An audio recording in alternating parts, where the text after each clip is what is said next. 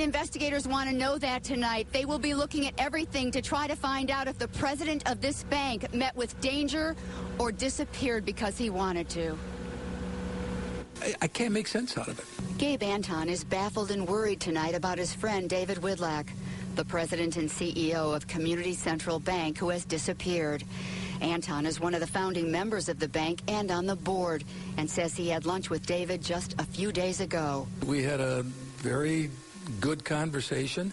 Was he stressed a little bit? Obviously he was. Most of us are today. I mean, it's not an easy time, but not any different than what it's been. Investigators with the Macomb County Sheriff's Department say Widlak was at the bank Sunday night, reportedly working.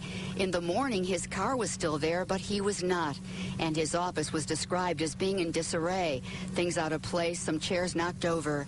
His car was towed away later in the day. Dave was a personal friend.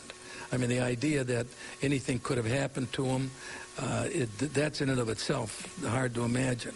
The impact of him not being there with our bank, that's extraordinarily difficult, too. Anton says, like any small bank, Community Central was trying to raise capital, and Widlak had been meeting recently with potential investors. Widlak's wife, Ann, who was out of town on business while all this was happening, told investigators she was expecting to talk to her husband this morning on the phone, but that never happened.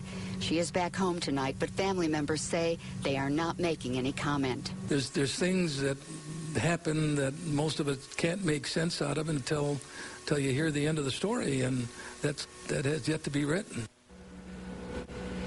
Now, investigators with the Sheriff's Department say they will be looking at everything: surveillance video from inside and outside the bank, Widlak's credit cards, his phone records. They also say they could use some tips, so if you know anything, call the Sheriff's Department right away.